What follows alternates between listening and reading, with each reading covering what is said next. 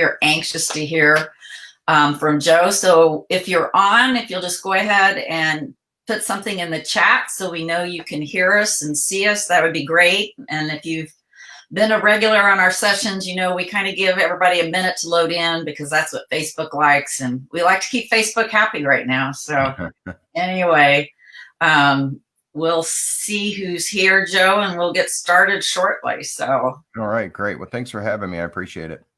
Yeah, it's great. Yeah, grooming is one of those topics, right? So your members and followers out there with pet services businesses, I relate very closely to. So grooming is one of those aspects of a little bit of an extra challenge anyway on a normal day, but might be an extra challenge even more of a challenge now. Yeah, I think one thing that's been interesting through this is we've always said if you're doing multi-pet services, you have 4 or 5 different businesses you operate. And I think this crisis is showing us each one is a separate business because each one is having different kind of experiences. So I'm excited to kind of focus on grooming today. So I see we have a few people on. So we're glad you guys are here and they can hear us. So I think we're going to be good to go.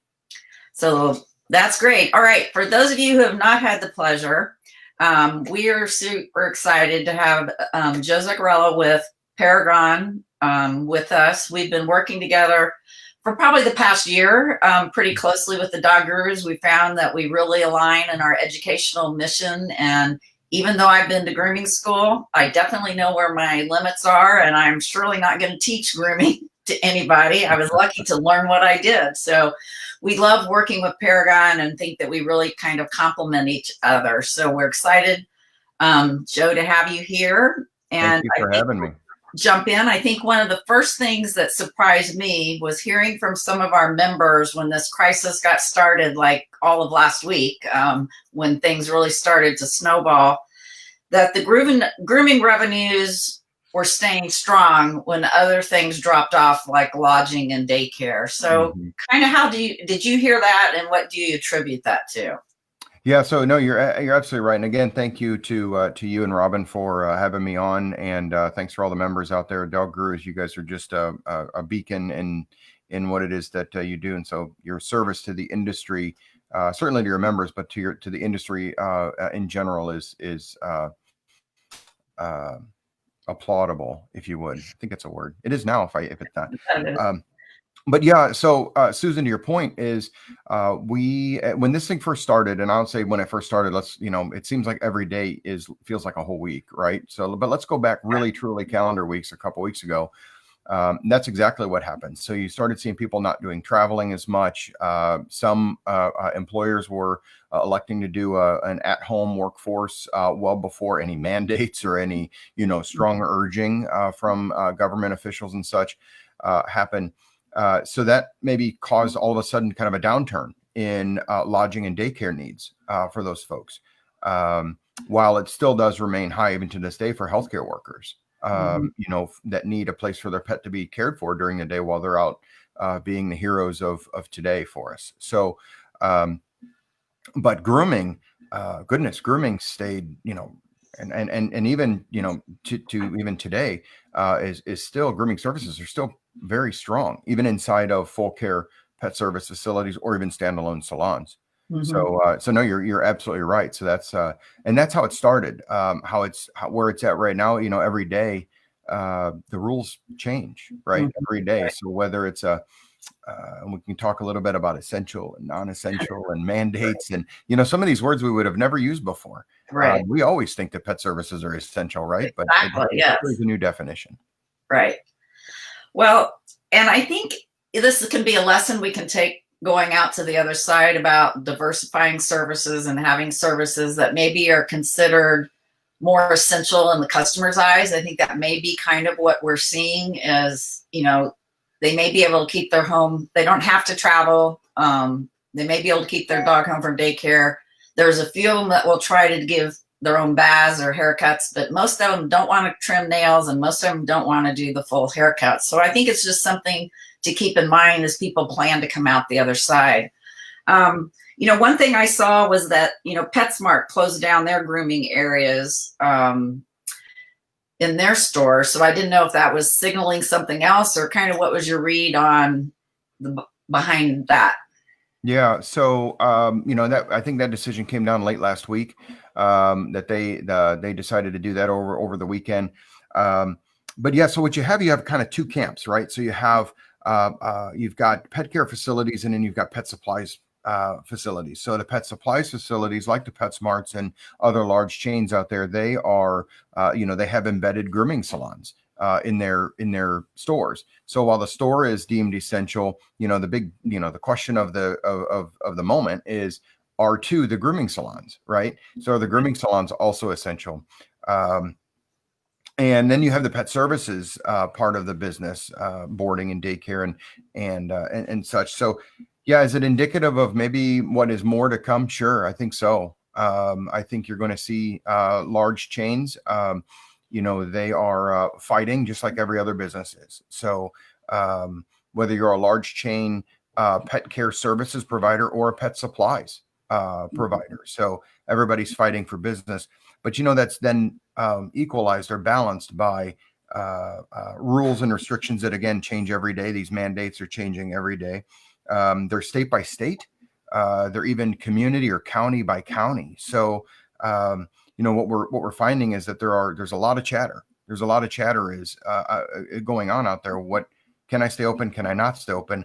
And then that is even further balanced by, should I stay open? Yeah. Or should I close? So, you've got government mandates, you've got opinions, which we're not short of lately, which is fine, and everybody, but you also have the court of public opinion, and the elective closures. Right. So you have mandated closures and elective closures. So whatever, listen, I'm not going to be one that judges necessarily, but whatever side of the token you fall on, there's some things that you can be doing to handle the business if you're deciding to stay open. Mm-hmm. And there's some things that you can be doing to prepare for when the business comes back, because it's not a question of if, right? It's a question of when. Yeah. So what can you be doing to prepare? So on both sides of that line, we've got material to talk about. Yeah. So let's jump in and talk about that. Let's say in your community, you can stay open. Your business is strong. What tips do you have for people in that situation on keeping themselves safe, keeping their clients safe? And like you say, operating in that court of public opinion that is also out there. Yeah. So, and let's just call it out. And I think obviously that the best way to stay as safe as you possibly can is if you are not mandated to close, the safest position that you could take for you, your clients, your employees, whoever, is to close. That is what it is. That's the safest, right? I don't think anybody would argue that. If you decide to do that, again, totally your prerogative in those voluntary situations. Right.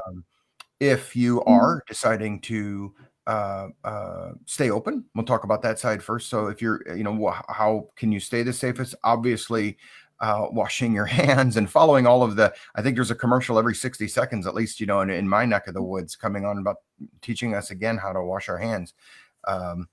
Pointing out for years things I might not have been doing as thoroughly as possible. But in those particular situations, you might have to modify your check-in and your checkout. Here's some techniques I can share with you in regards. So if you've elected to stay open, again, totally your prerogative. But if you may want to consider a modified check-in or checkout process, which is maybe you put in place a meet at the door or greet at the door and type of process, where maybe the day before you're calling to remind your clients, which probably most of you do. You might consider collecting payment the day before by credit card, because cash on a good day, cash is filthy, right? So maybe collect prepayment the day before. So you don't even have to worry about the transaction taking time or potentially contaminating. So maybe a credit card over the phone if you have the capability of doing that. But the pet parents, when they arrive, maybe you're giving them instructions, you're staggering time in, but you're giving them instructions that, listen, they're going to walk up to a locked front door. And some are electing to use their own slip leads. You put the slip lead on the pet. Of course, social distancing, right? But you put the slip lead on the pet. Yes, pet parents take off the leash and collar. They take that with them. Remind them strongly to bring that back when they come to pick up Fido. And then that dog goes into your facility, and we can even talk about, does the dog go straight to the tub? Does the dog not go straight to the tub? So I'll jump in that. Yeah. There are lots and lots of nobody's necessarily putting a definitive answer around can dogs be carriers, not necessarily internal, but even just on their coat or fur. An infected person sneezes on Fido, and Fido comes to the pet services provider. Nobody's necessarily putting a definitive answer on that. I think you probably have the CDC website as it relates to pets. We have that on our website as well as a link. But one of my good friends in the industry, Dave Campanella with Best Shot, him and I had a really long conversation about what, he's a coat expert. They make some really great products there. But I said, hey, listen, man, is there some truth to this? And he said, what I'll tell you is that when you wash your hands, as we're all being recommended to do, the soaps that we use to wash our hands will wash the virus off of our hands. It's not killing the virus. It washes the virus off of our hands. And if you study how shampoo or soap works, that would make sense from a scientific perspective. So I guess you could probably connect the dots and say that if a pet would have it on their coat or skin or being, feet, whatever, taking them to the tub and putting them right in and doing a bath right away. I'm no scientist and I'm not going to pretend to be, but if I connect the dots, yeah, that might be a good practice to put into place. So, and how that affects your operations and such is totally up to you. Boarding facilities might actually have a mandated, inbound bath, so that you at least know what that pet's coat condition is, even prior to going into the general lodging or daycare area. Anyway, those might be good practices to think about. I'm not saying that, again, please don't misunderstand me. I'm not playing the role of a scientist, but if washing your hands is effective, then washing a dog's coat might also be. And there is no antiviral shampoo. Okay, that's good to get out there. Yeah. Antibacterial and antifungal and things like that there are. Okay. I don't know that you necessarily even have to use those, but that might be an additional extra step. Okay. So anything else? So we talked about using our own leads to get the dog back, deciding and taking payment, I think, over the phone beforehand. I think those are great tips. Washing our hands and then possibly taking the dog straight to the tub bath first, which I know is not the way I was trained to groom for sure. But in these times, you do have to look at things and whether that would make sense in your process. So and I definitely recommend, if you want to take extra precautions and a mask or such, but certainly that social distancing, anything you can put, between you and the pet client. And listen, the days of getting closer to pet parents will happen again. It's just not right now. So, but we're connected then by that leash of the dog, which is typically 4 to 6 feet long. So it kind of gives us that ability anyway. But I will say that I highly also recommend the use of nitrile gloves throughout the day and switching those out. And, I know that there are a handful of people out there and that might criticize using nitrile gloves because our healthcare workers are in need of nitrile gloves. And I get it. I've seen some people make some really creative alternatives, right? Let's get scrappy. Our industry is really good at being scrappy, right? That's true. I see people using, poop bags. Oh, okay. Right. I mean, you can buy rolls of poop bags for $1, sometimes even less. But, I know they don't give you the dexterity of having, finger slots, but to put them on your hands, and people would think you've lost your mind if you did that on a regular day. But I think everybody would understand that now. And even I've got bundles and bundles of grocery bags, the plastic grocery bags downstairs that I've seen people put those on their hands. So just some new surface on your hands is highly recommended. All right. So do you know grooms salons that are providing like valet service or anything like that? Is there best practices related to that? Yeah. So, and again, these are for businesses that have elected to stay open, that are not mandated to close or have decided to electively close. The valet service is a form of the meet at the door. My only caution with that is, and I've been part of businesses where we used to offer, like at our daycare facilities, where valet barking. Back then it was. Yeah. But what was interesting is that dogs can be a little bit different in their car, so they can be protecting their car, their domain, their pet parent, that sort of thing. So just take some extra precautions there. And obviously, pets do not behave in your parking lot like they do in their own driveway. So, busy streets, and it's just. I really like the idea of taking the pet from the pet parent at that point. That's me personally, my preference. But yeah, I mean, I've seen some curbside or car side retrieval and reuniting of pets. Well, and I think most of us know our clients and know the dogs. And so you may, if you want to do that for the dogs, it works. But if you know there's a dog that you would be afraid to escape, then maybe have a different process for that one. I think this is the time where you have to think what's going to work for each specific, your business first, and then each client and dog, because we still don't want to put in any processes that would risk the safety and well-being of a dog and lead to an escape, because that's kind of pet care 101 is you don't sideline best practices, because you've got this, you're going to be in kind of a bend and flex mentality, but you don't break your integrity. You don't break your processes in the meantime. And again, if you've elected to stay open and are allowed to stay open, that reminder call the day before, make that as comprehensive as possible. It's the safest conversation you're going to have with the pet owner at that point. So consider collecting the payment. Make sure you double check all of the grooming instructions at that moment. If you're going to sell extra services, which I'm a huge fan of, everybody knows, but do that at the time of the call, so that when you are getting that pet from the pet parent, if it is a valet service or at the door, or even if you do still have them coming into your lobby, whatever choice you're making, that interaction is kept to be as brief as possible, because you've done all the legwork up front. I think that's a great tip. And I don't know, Robin, if we have questions or if we want to come on and just kind of talk for a little bit about essential, non-essential, and yeah. So I did want to just give Karen actually pointed out she's doing pretty much everything you had said. So that's awesome. Open for now, curbside pickup and drop off, minimal staff to practice social distancing using our leashes, contactless and prepay. So yeah, that's perfect, Karen. And then someone else had said, Karen also said, great advice, Joe. Hey, thanks, Karen. Somebody else said, Jenny said using food gloves too. So if you're worried about those gloves that are needed in the healthcare profession and you don't want to take those from them or can't find them, frankly, I love the poop bag idea, frankly, because we all have tons of poop bags. Yeah, right. We're inundated with poop bags. So right.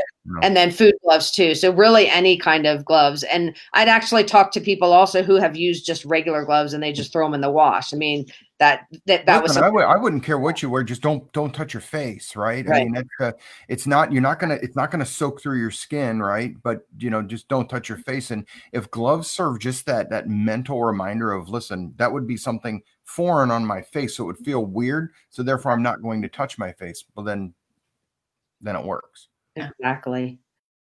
I do think, going back to the essential business, and I know I've been getting pretty much inundated with every single state. I think somebody has contacted me saying, can I stay open?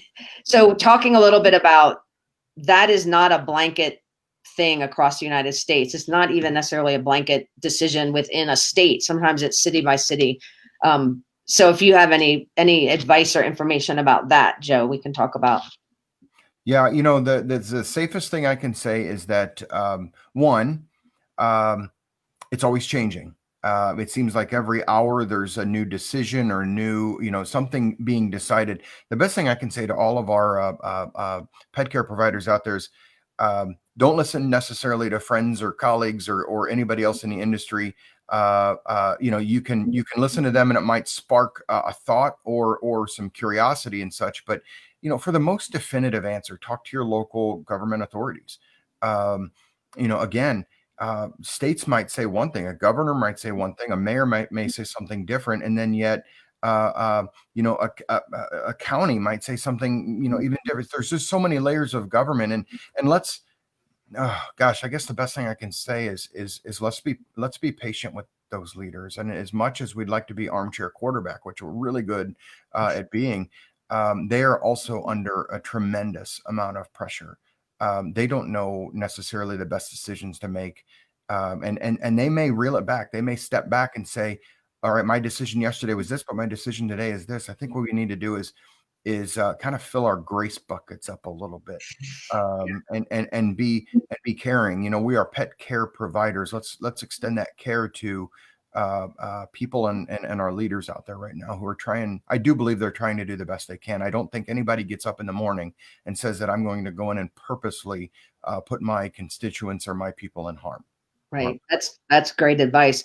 The other thing I will say from researching a lot of these throughout the nation, at least in the United States, is don't just look at what the newspaper article summarizes about the essential businesses. Almost every single article that the news will publish, they'll put their twist on it and they'll summarize it in some way. And almost always at the bottom is a link to the actual order. Go to the actual order. Because I've seen several places where like boarding facilities weren't listed in what the newspaper put together, but then when you go to the actual article, it is. So they obviously are trying to, create their own news, and they don't have the space necessarily to put every single category. So don't just look at what you find on, a Gazette or magazine or newspaper. Go to the actual order and look at those. And I agree with you, Joe. I've seen situations where there's been amendments within hours after the executive order has been published. So, well, and here's the thing too, Robin, it's something to point out. We see our world because that's the world we live in. Right. But think about these leaders who are making decisions for every type and facet of business out there. There's, if they took the amount of time necessary to precisely identify every business and every business type, nothing would ever get done. So they're, at first they're probably taking the most broad strokes at right. mandates or even strong recommendations at some point during that timeline. But as they dial it in, and as you, as pet care service providers, or any business for that matter, starts asking very pointed and specific questions, well, then those either recommendations or requirements or mandates will be more dialed in, sometimes by the hour or by the day. So, there's no way that they can understand every business to its smallest detail. So you're going to see things in these mandates that say primary care, okay, regular care.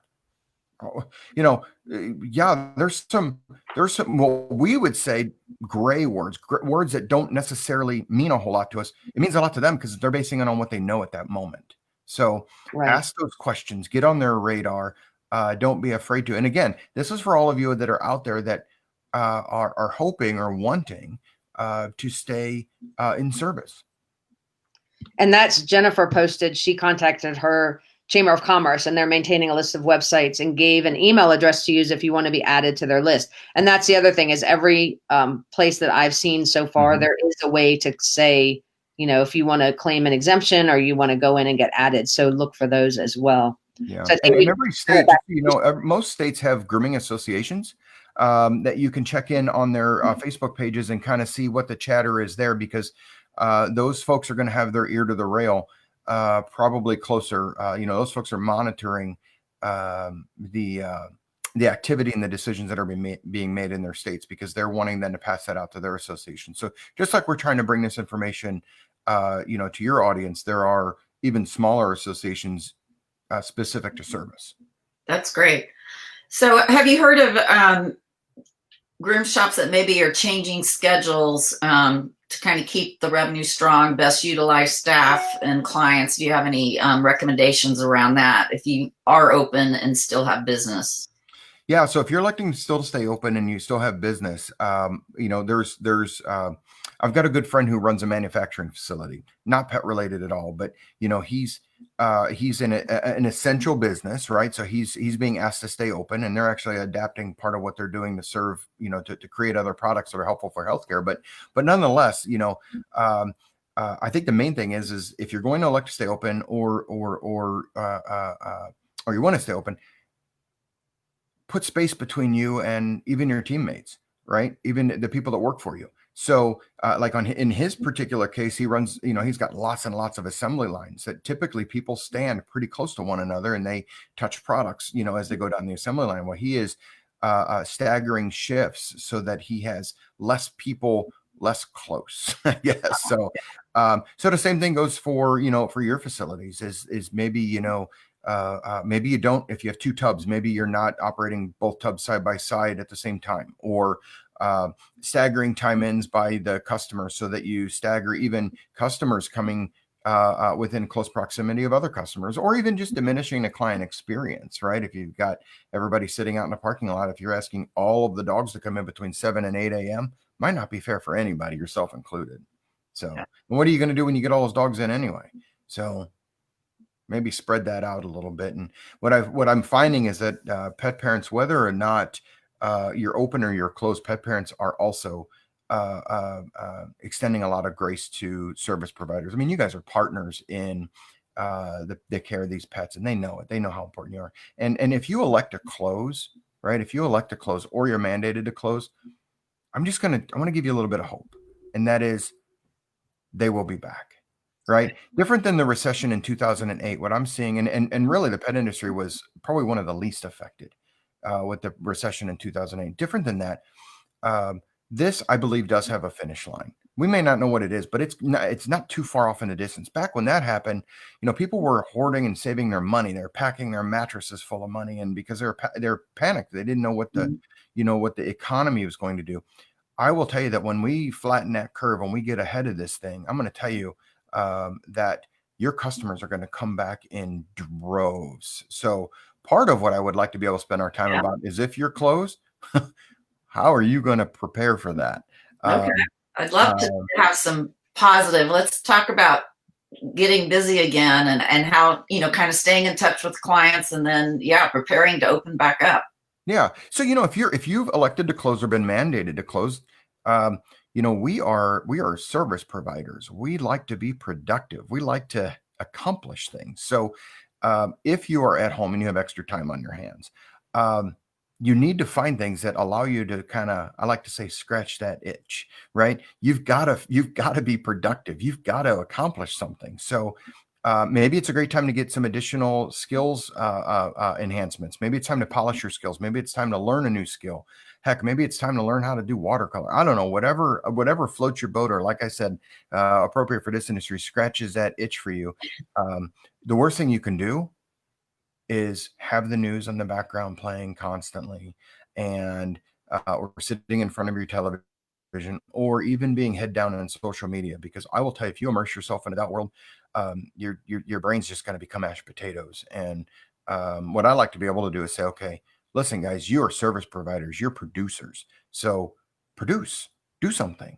And if you are open, but you have a diminished business, so, a lot of your business is not coming right now, you too will have an onslaught of return business. Your clients will be back. So we can kind of talk a little bit about some of those things, some things to do with your time right now. Yeah, that would be great. So I guess we may not get a lot of notice on opening. So I guess when you start having appointments together, any tips on how you kind of look at maybe who you had to cancel and give them shots first, or any tips on that? Yeah. So, it's sort of a moving target, because if you are closed and you had appointments or boarding reservations or what have you, then you can look at those, and you can look ahead and say, well, I had these folks scheduled for next week, and I assume based on, government mandates, we're going to open up next week. Well, then maybe you just move those appointments to next week, and then the following week gets moved to the following week after that. The wrench in that happens when the government extends it a week. Now what do I do? So, your pets, your clients. You may focus on serving existing clients. I like to say that I like to deal with the knowns, right? So what you might want to do is you might want to then say, okay, well, I know this group of pets, so we can we can schedule all of those on this day or during this week. So just know what your workload looks like, but you're going to have to, instead of looking at it from a day or two ahead, you're going to have to look at it for weeks ahead. So another great way to be productive while you're off is to start kind of formulating what is your return plan, because guys, it's not a question of if, it's just when. And I'm going to say it's 2 to 3, 4 weeks out. I don't doubt that, but I could be wrong. It could be longer, could be shorter. We don't know, but it's better to start putting a plan together versus having no plan together. Yes. So a couple of comments that came in. One from ABC Pet Resort, and Suzanne couldn't comment, but Jennifer's translating for her, is that they are considered essential, and they sent out a message to their clients once they were out of stay-at-home order, and don't assume your clients know that you are essential. So they saw an immediate increase in grooming and daycare appointments as soon as they reminded their clients that they were still open, and they were able to stay open even though they were under a stay-at-home order. So that's a great reminder. Don't assume that your pet parents know that you are open. Keep reminding them of that. And then in terms of those who are maybe not able to connect with their clients, so Karen had a great idea. I was thinking of doing a live video for clients on how to brush your dog so they're not matted when they come back, which I think that's awesome. So I've got a really great nugget of gold for all of the groomers that are out there in regards to Karen. You're a smart cookie out there. So here in just a little bit, I'm going to give you a resource that I think might actually help you with that as well. But you're right, Robin. Just listen, just stay out in front of your customers. They need to be communicated with as well. In fact, if you've elected or been mandated to close, stay out in front of them. Send pictures of the pets. I mean, we've all taken pictures of our client pets, right? Send them pictures and let them know how much you miss Fido, and just that they're going to be, you're going to be communicating with them regularly. So use of technology. We have the benefit of technology now more than ever. I mean, back in the old days, it was phone, but you didn't have Facebook, and you didn't have email, and you didn't have these things. Man, use them. Use that to your benefit. To ABC, to your comment, don't assume that they know you're open, and don't assume that they know you're closed. So whatever side of the line you're on, don't assume anything. We all know what happens then, but just communicate. And again, in its own, that's being productive. So I know, Joe, you're a very creative guy. And so for those that maybe are closed, or let's say we do baths, but we've never had stylists. What ideas and tips do you have because everybody needs more revenue now? Even if you're closed, is there a way to get revenue? So what are the creative brains that Paragon come up with that can help with revenue generation in this kind of weird time we're in? Yeah, it's tough, right? So how do you compel customers to give you money when they don't need to give you money, right? It's like, how do you convince a person to board their dog when they don't need to board their dog, right? So there's all kinds of creative ways to go about it. But one of the most popular that we've seen and heard, and this is not necessarily one that, and just so you guys know, we at Paragon, we elected to close our school and our grooming salon last Friday. Today is what is today? Thursday. So we elected to close almost a week ago. We closed on Friday electively at the end of the day. And then the state of Michigan, where we are headquartered, decided to make that decision for us on Monday anyway. So you can see, I mean, here we were, electing to close, but then yet Monday we were told to close, which we had already done. But so one of the creative things that I might see, or that I've seen out there that's really, really popular, is asking customers if they would be interested in purchasing their services ahead of time. So, for example, let's say it's a grooming appointment, right? And maybe they only visit you for grooming. You might sell them and you can do all of this over the phone. Again, part of being scrappy in our industry is figuring out how you collect their money right now, if they're willing to give it, right? So, a lot of people use Square or other remote credit card processing opportunities. And if you haven't used Square, I believe you can still sign up for it. And, it's like, imagine this, it's like a flooded house, or even a neighborhood of flooded homes, right? The flood happens. So like right now, let's say you're closed, right? Or your business is greatly diminished. You're going to flood, right? You're flooded right now. all of us are going to have to mop our floors once the floodwaters recede. So the way I look at it is, if we can collect money now, we're all going to have to figure out how do we account for that and put those notes in the customer screens and make sure that we maybe keep a tally of who's prepaid us for services in the future, so that, you know, we're checking those off. Maybe they print off the receipt, you know, the invoice, and that serves as their gift certificate. So if you don't have, you know, some of the people I've made this recommendation to out there, like, well, I can't create gift cards and I can't create gift certificates. Well, you really don't need to. There's ways of, listen, just put on your old scrappiness hat and figure out how to account for it, and figure out how you're going to mop the floor later, and account for that flood. But it doesn't mean that you don't ask for the money. So you can, and give them an incentive, right? Now, I've heard pet service providers out there that clients are calling and saying, listen, I just want to give you $100. And you just put it as a credit on my account, but I want to give you $100 because I know that you're struggling. You know, here's $500, right? But that's, you know, you're going to have some businesses that have some of those clients.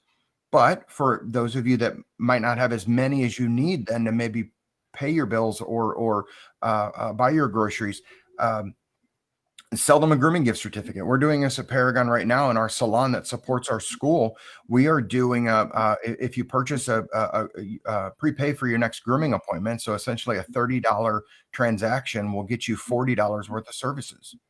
So, and it's, you know, it's a limited time only, one time use, blah, blah, blah. But okay, well, you're going to have a handful of people, not everybody, but you're going to have a handful of people that do that. You're also going to have the ability, if you're in a lodging or daycare, if they're coming up on expired passes, or, you know, multi-day passes for daycare or boarding packages, maybe, I mean, you don't know until you ask, and you can do it in a very sympathetic way because some of your clients are out of work as well. But I would bet you $1 to donuts that there are people out there right now that if you ask them if they'd be interested in pre-buying, pre-purchasing, whether you're going to discount it or whether you're just going to keep it the regular rate, I think you're going to be pleasantly surprised as to how gracious and how giving your clients are. Our friend Delise Knight at Bardell Bose, she made a really strong, and I thought it was a great Christmas in April, or Christmas in what is still now March.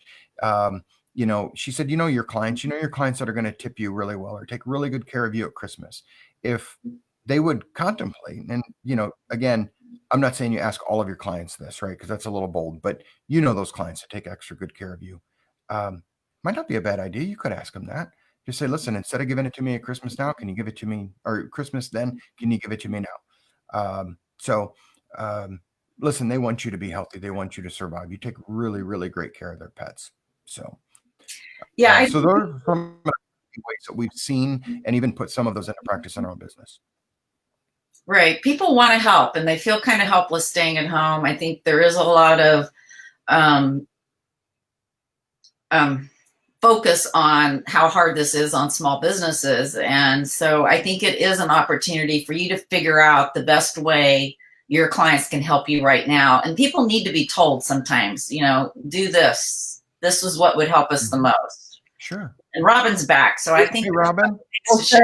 Some positives in all of this is from Jennifer. We were able to get 25,000 in daycare packages sold in under 30 hours, and that's outstanding. Staff donations. So don't assume that everybody's not able to buy things right now. There's a lot of people who are. Amber said something similar. Ours are still rolling in, so she's getting money as well. And love the Christmas in March idea. That's awesome. I actually love that. I haven't heard that one either. We did have mine. Give Delise Knight at Bardell Bose all the credit for that one. Delise is a really special. She's a really special creature on this earth. We like her a lot. So Stephen asked, could you give your thoughts on rebooking at the end of appointments? Yeah, Stephen, great question. Rebook them on the reminder call. Don't wait until the end. Remember, that reminder call is the safest and longest amount of time that you're going to have with the pet clients at this particular moment in time, right? So during this period, go ahead and get them to rebook their next appointment. Now, push them out a little bit, maybe a little bit further than normal, and tell them you'll recall them or get them in a little bit earlier, but just give yourself a little bit of bumper room. You know, but also you're going to know the grooming clients, right? You're going to know who those people are. Those dogs are going to come in goodness gracious, they're going to come in with maybe a lot of extra coat than what you're normally used to. And Melissa Verplank, she says that when they come back, it's going to be like Christmas week on steroids. But it's not going to be a week. It's going to be a month, or it could be 6 weeks. It could be 2 months, right? And maybe end up with a quarantine special when it's a short haircut and hair grows back. But it's all about defining expectations with our clients, and we are the pet service experts, so they're going to rely on us to give them direction and be told, to your point, Susan, kind of be told what to do. Yeah. So but yeah, I would, Stephen, to answer your question, I would rebook during a reminder call for sure. So then Cara said, we're getting clients giving us money or buying gift cards. So that same thing. So definitely there's people out there that are still able to generate revenue, and you just have to, I love the word scrappy. I'm going to start using that. So you have to be scrappy. We're a scrappy bunch, aren't we? I also go back to, I am like queen of efficiency and productivity and using systems for everything. So for those of you that know me, but I had a conversation with someone yesterday and I was like, just screw the systems, write it down on a piece of paper.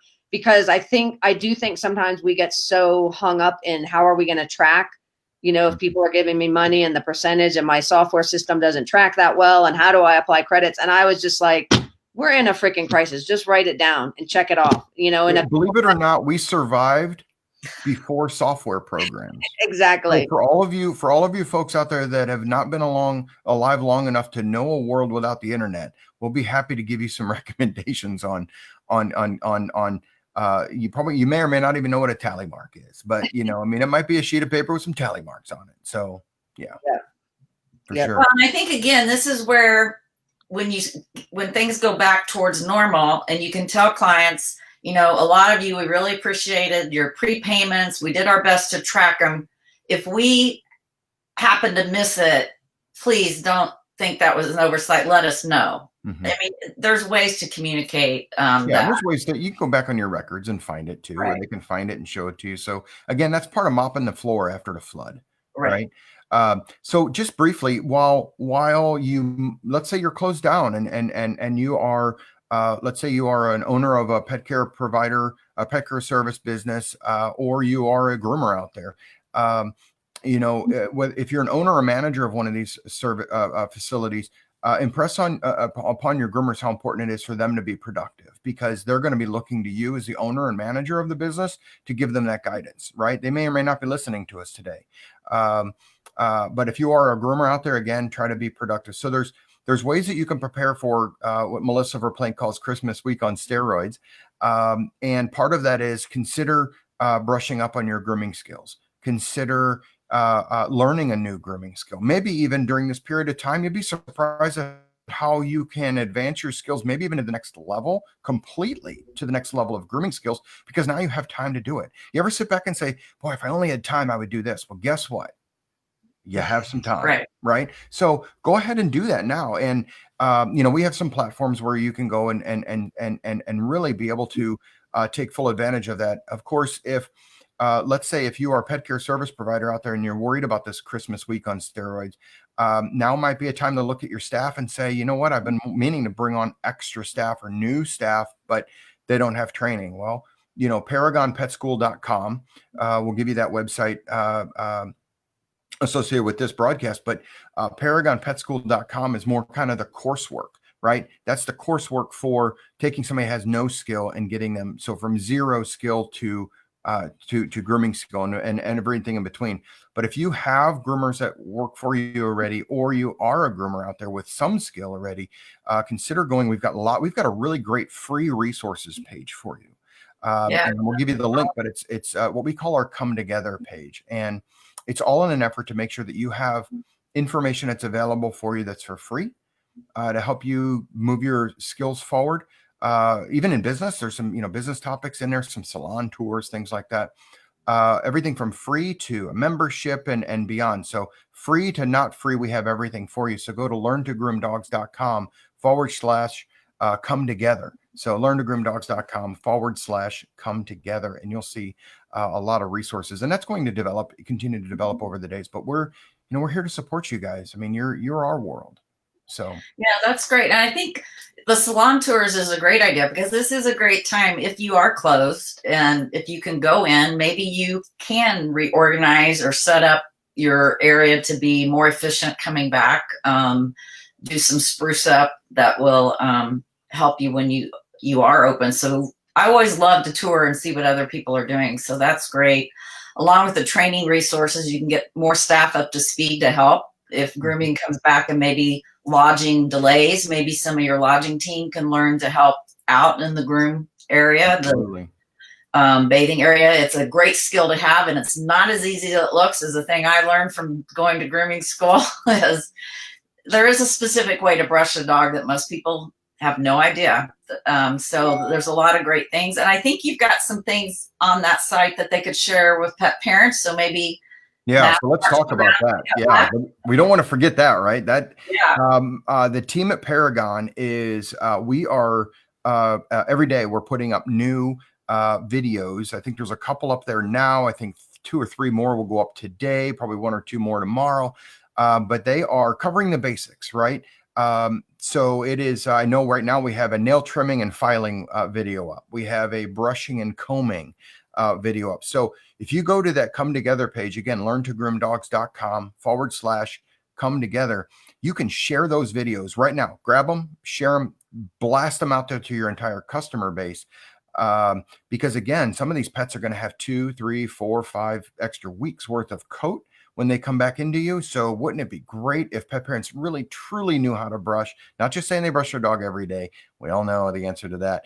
But let's really give them a real quick 5-minute tutorial. And that's all these things are. They're real quick, down and dirty tutorials that you don't have to recreate for yourself. We're going to provide those for you. So they're for free and they're shareable. So you can go out and do that. I think we have the nail trimming one. We have the brushing and combing one. We're going to have ear cleaning. We're going to have bathing and how to, maybe they don't have pet shampoo at home. All right. On dishwashing detergent, people shampoo. What should they grab first? Drying videos. So all of those basics that pet parents can do at home. We're going to provide these little short at-home tips that don't spend your time worried about that. Just go grab them and share them. And I know people are like, oh, I don't want to teach them because then they might do it themselves. My theory is, you may have 1 or 2, but the majority of them are going to understand how hard it is, and they can't wait for them to be able to bring the dog back and have you do it because they aren't going to want to ever try it again on their own. You thought they loved you.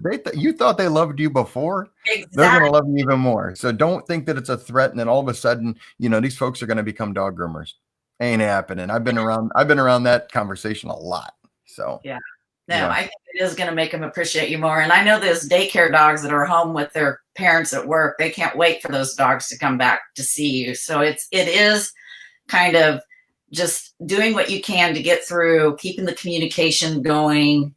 And I just think, Joe, it's been interesting that I know a lot of our people avoid having grooming as part of their pet businesses. And again, it's a great time to kind of rethink that. So let's look post-pandemic. What recommendations do you have for people that maybe should consider adding grooming when they come back? Because it is a strong revenue stream through thick and thin. We're seeing that with the pandemic. Yeah, it really is, Susan. There are a lot of pet service providers out there that do such a great job, but they leave out one really important element, and that is making sure that the dog looks outstanding when it leaves the facility. I mean, there's a lot that, and believe me, I don't want to be misunderstood there. You take really great care of the pets, and I'm sure, you make every effort. And some even do some minor baths on the way home. But when I'm talking it's full service, at least full service bathing appointments. And then you can move into grooming. So you don't have to necessarily take the plunge, up, knee deep into grooming. Start off with employing who we call groom techs. These are people, that are skilled to a level where they can do all of the baths, all of the brush outs, all of the de-shedding, trimming the feet, the nails, the pads, the ears, even light feather trim. So, we're talking looking at making these dogs squeaky clean and leaving your facility smelling and looking outstanding so that when they're walking down a sidewalk, they're a billboard for your business. So you could start there. So what a great time right now to start looking at, the possibility of adding that as a revenue stream ongoing. maybe you look at hiring a couple of people that are going to be your future, what we call groom techs. And Paragon's distance learning program is perfect. We can help you get those folks trained up in just a handful of weeks. I'm not talking months. I'm talking a handful of weeks for really not a lot of money. So it's what a great investment. You guys know investing in people is the best investment you can make. Right. So don't be intimidated that you might not know how to get them trained. You don't have to know how to get them trained. We can help you. We're going to step in side by side and help you. So if you want to rebound even stronger, consider training up and getting at least a groom tech department, a legitimate groom tech department established. I think that's a great idea for people to consider. And the distance learning is an awesome tool. So that will make your job easier. So we really appreciate your time here today. Any last questions for us, Robin? Nope, I think we answered most of the questions. I will give a shout out. Karen said Paragon distance learning is awesome. So thanks, Karen. That's great. Karen's put some students through our program, so she's very familiar. So I'm sure any of your members that want to call and ask her or reach out to her, I'm sure she can, tell you just how good or just how bad we are. So. And we did put those links. I did add those links in the thread on how to contact for both the free content that Joe was talking about, as well as Paragon distance learning. I put those links in there, and we'll also have those links added to our COVID-19 resource page. So if you haven't gone there, we're keeping all the links for these videos, as well as all the resources that we're collecting, changing pretty much daily at thedoggurus.com/COVID-19. Yeah.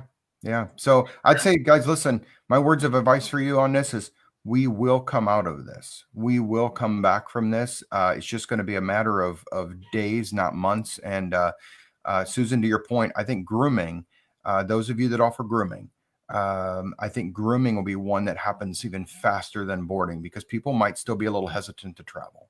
So Right. if I were going to pick the two services that are going to come back like literally on steroids, to Melissa's point, will certainly be grooming and daycare. Yeah. So those would be my two that if I were to pick, those are going to be the ones you need to prepare for. So Right. So if you have a lot of people that are just kind of working your lodging area, now may be the time to get them some cross training so that they'll be prepared to help in those services. And maybe you can expand your capacity as our lodging comes back a little slower. So I think this is where you got to be nimble, use your resources and your team. And I know, Joe, how can people reach you? Because if they have questions on getting grooming introduced into their business or expanding bathing, I know you do some consulting on that. So how can people reach out to you directly? Yeah. So the best thing to do is just reach out to me via email. And whatever your questions might be, I've got my team. I couldn't be more proud of my team right now.